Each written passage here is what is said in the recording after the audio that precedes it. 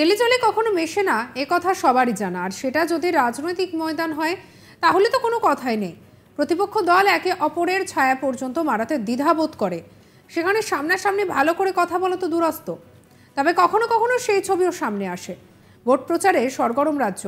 লোকসভার সঙ্গে এবার শ্রীরামপুরেও হাড্ডাহাড্ডি চলছে লড়াই, তার জন্য চলছে প্রচার। ভোটের প্রচার ঘিরে যেখানে হুমকি হুঁশিয়ারি তরজার ছবি, সেখানে শ্রীরামপুরের প্রচারে দেখা গেল একেবারে অন্যরকম একটি ছবি। মুখোমুখি হলেন দুই যুযুধান প্রার্থী, তাদের মধ্যেই দেখা গেল সৌজন্যের ছবি। সৌজন্য দেখা গেল শ্রীরামপুরের বাম প্রার্থীর প্রচারে বেরিয়েছিলেন দীপশিতা ধর। কন্যগড়ে আজ প্রচার করার সময় কন্যগড় সুইমিং ক্লাবের সামনে দিয়ে তার প্রচার যাত্রা যাচ্ছিল। সেই সময় বাড়ির সামনে দাঁড়িয়েছিলেন উত্তরপাড়ার প্রাক্তন বিধায়ক প্রবীর ঘোষাল। দুজনেই হাত জোর করে সৌজন্য বিনিময় করেন, দাঁড়িয়ে দুজন কিছুক্ষণ কথাও বলেন। প্রবীর ঘোষাল প্রাক্তন সাংবাদিক, উত্তরপাড়া বিধানসভা থেকে 2006 সালে তৃণমূলের বিধায়ক নির্বাচিত হন।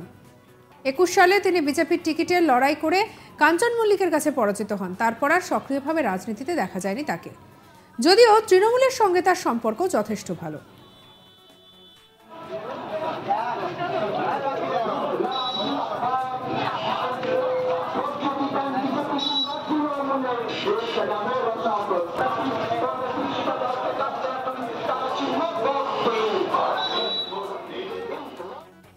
প্রবীর ঘোষাল দীপশিতাকে বলেন যে তার বক্তব্য ভালো লাগে, তার মতো তরুণ প্রজন্ম রাজনীতিতে আরো বেশি করে আসুক, ভালো করে কাজ করুক।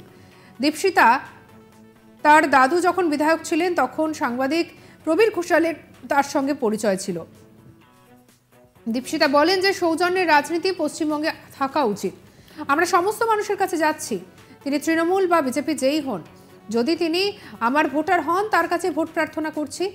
উনি দাঁড়িয়েছিলেন, আমরা কথা বললাম, খুব ভালো লাগলো। আমাদের বিরোধী রাজনীতি হতে পারে আলাদা আলাদা, হতে পারে রাজনৈতিক মতাদর্শ আলাদা। নির্বাচনী প্রচারে আমি যদি কারোর এলাকায় যাই অবশ্যই সৌজন্যতা স্বাভাবিক। কি বলছেন দীপশিতা ধর, শুনবো। যখন আপনি প্রচারে বেরোলেন তখন দেখা গেল প্রাক্তন যিনি বিধায়ক উত্তরপাড়া বিধানসভার প্রবীর ঘোষাল, তিনি আপনার সাথে এলেন, কথা বললেন, কি হলো বিষয়টা? আমরা তো সমস্ত মানুষের কাছেই যাচ্ছি, তিনি তৃণমূল হন বিজেপি হন, যদি তিনি আমার ভোটার হন সবার কাছে আমরা ভোট প্রার্থনা করছি। উনিও দাঁড়িয়েছিলেন, আমরা আমাদের মতো করে কথা বললাম, ভালো লাগলো, গুড জেস্টার। আমার মনে হয় এই সৌজন্যের রাজনীতি পশ্চিমবঙ্গে থাকা উচিত। আমাদের বিরোধী রাজনীতি হতে পারে, আলাদা আলাদা রাজনীতি হতে পারে, কিন্তু নির্বাচনী প্রচারে যদি দেখা হয়ে যায় বা আমি যদি কোনো কারোর এলাকায় যাই, মানে সেখানে এটা খুব ন্যাচারাল। ফলে ভালো লেগেছে আমার খুব। এতে নেগেটিভ কিছু বলার নেই, পজিটিভও কিছু বলার। কি বললেন উনি আপনাকে? উনি বললেন যে আপনি ভালো করে কাজ করুন, এই প্রজন্মের ছেলেমেয়েরা রাজনীতিতে আসলে সেটা খুব ভালো। উনি বললেন আপনার বক্তব্য আমরা শুনি, টিভিতে ভালো লাগে, এবং সম্ভবত আমার দাদু যখন বেঁচে ছিলেন, যখন এমএলএ ছিলেন, তখন উনি সাংবাদিক হিসেবে বেশ কয়েকবার আমাদের বাড়ি গেছেন। আর এই পরিস্থিতিতে দাঁড়িয়ে একেবারে যেটা দেখা যাচ্ছে, সৌজন্যের সাক্ষাৎ এবং জোর কদমে চলল প্রচার। বামপ্রান্তের প্রচারে ঠিক কি ছবি ধরা পড়েছে দেখবো আরো একবার।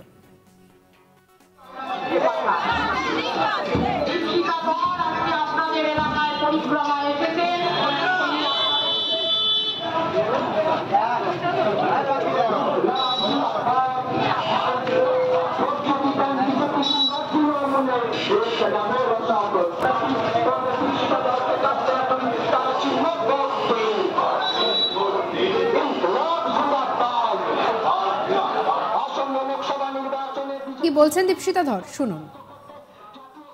যখন আপনি প্রচারে বেরোলেন তখন দেখা গেল প্রাক্তন যিনি বিধায়ক উত্তরপাড়া বিধানসভার প্রবীর ঘোষাল, তিনি আপনার সাথে এলেন, কথা বললেন, কি হলো বিষয়টা? আমরা তো সমস্ত মানুষের কাছেই যাচ্ছি, তিনি তৃণমূল হন বিজেপি হন, যদি তিনি আমার ভোটার হন সবার কাছে আমরা ভোট প্রার্থনা করছি। উনিও দাঁড়িয়েছিলেন, আমরা আমাদের মতো করে কথা বললাম, ভালো লাগলো, গুড জেস্টার। আমার মনে হয় এই সৌজন্যের রাজনীতি পশ্চিমবঙ্গে থাকা উচিত। আমাদের বিরোধী রাজনীতি হতে পারে, আলাদা আলাদা রাজনীতি হতে পারে, কিন্তু নির্বাচনী প্রচারে যদি দেখা হয়ে যায় বা আমি যদি কোনো কারোর এলাকায় যাই, মানে সেখানে এটা খুব ন্যাচারাল। ফলে ভালো লেগেছে আমার খুব। এতে নেগেটিভ কিছু বলার নেই, পজিটিভও কিছু বলার। কি বললেন উনি আপনাকে? উনি বললেন যে আপনি ভালো করে কাজ করুন, এই প্রজন্মের ছেলেমেয়েরা রাজনীতিতে আসলে সেটা খুব ভালো। উনি বললেন আপনার বক্তব্য আমরা শুনি, টিভিতে ভালো লাগে, এবং সম্ভবত আমার দাদু যখন বেঁচে ছিলেন, যখন এমএলএ ছিলেন, তখন উনি সাংবাদিক হিসেবে বেশ কয়েকবার আমাদের বাড়ি গেছেন। সঙ্গে রাখুন আজ তাক বাংলাকে, সাবস্ক্রাইব করতে ভুলবেন না।